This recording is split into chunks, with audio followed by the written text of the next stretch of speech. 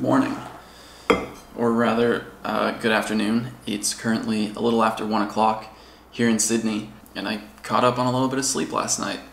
I haven't actually been jet lagged throughout this entire trip. I sort of slept for most of the flight. I left LA at night, arrived in Sydney in the morning, and it kind of worked out.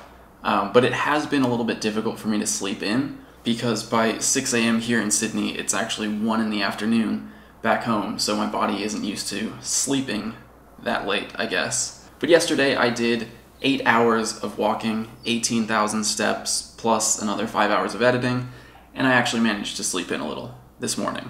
So today I'm going to be taking it a little bit easier. I'm going to head out to some of the more popular places to play Pokemon Go in Sydney, down near the harbor. But before we do that, there is some pretty big news to talk about.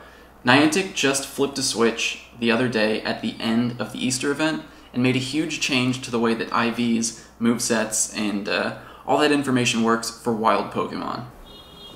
So previously, as you know, wild Pokemon would have the same moves, the same IVs, the same height and weight for every trainer who caught them. So if you and a friend went out and you encountered the same, let's say, Bulbasaur, both people, or all people who caught that Bulbasaur, would have it with the same moves, the same IVs, the same height and weight. But CP would be different based on your level up until level 30. Above level 30, everyone saw that Pokemon at the same CP. Now, with this change, all players from level 1 to 24 will find that Pokemon with different IVs, different level, different CP, different moves based on their level. So 2 level 22 trainers will find the Pokemon with the same moves, the same IVs, but it won't be the same for a trainer at level 24, at level 19, at level 30. But from level 25 and up, everyone is going to find that Pokemon with the same IVs and moves. Of course, CP is going to vary based on level up until level 30. So really nothing's going to change if you're above level 30. Your Pokemon are still going to be the same moves, same IVs,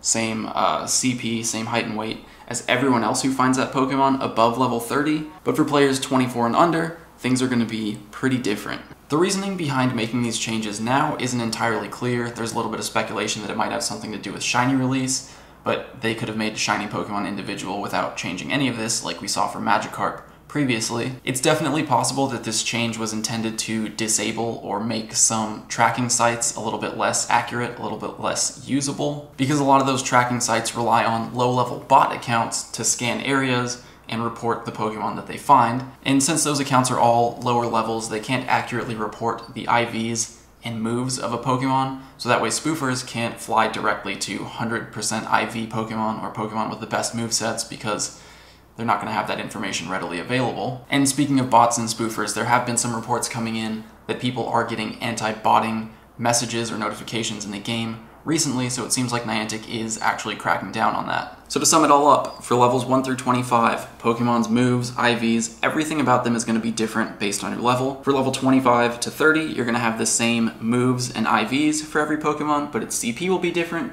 And above level 30, everyone is going to see the same moves, the same IVs, and the same CP on wild Pokemon. And it seems like there are people on both sides of this change, people who think it's a good thing, and people who are not happy about it.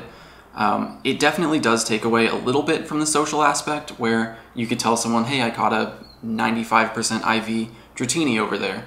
That's not going to be the case anymore unless you're both over level 30, which honestly is probably a good majority of players who are out and active with the game. And from what we've seen with the way that Shiny Magikarp works, Shiny Pokemon will be individual to each player as well. So whenever those do release, hopefully sometime pretty soon, that'll definitely be exciting when you're out with your friends and one of you gets a shiny and you can rub it in everyone else's face. Hopefully I've done an okay job explaining that. Basically what it means is if you and your friend are under level 25, your Pokemon aren't going to be the same anymore when you encounter them in the wild. But I'm interested to hear how you're feeling about this, so let me know. Is it a good change? Is it a bad change?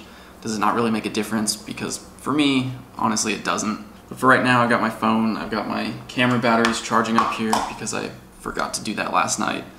And once these are all set, I'm going to head out and see what else Sydney has to offer, because the Pokemon here have been crazy so far.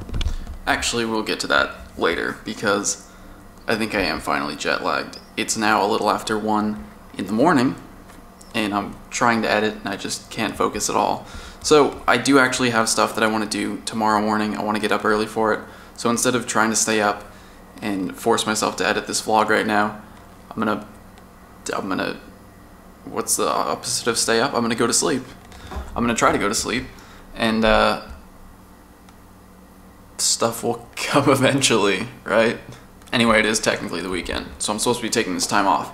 But more footage coming. I just wanted to get this part up because this is kind of important. It's a big change, and you know, I figure you should know about it. Anyway, I'll see you tomorrow, probably, with some real vlog footage from Australia.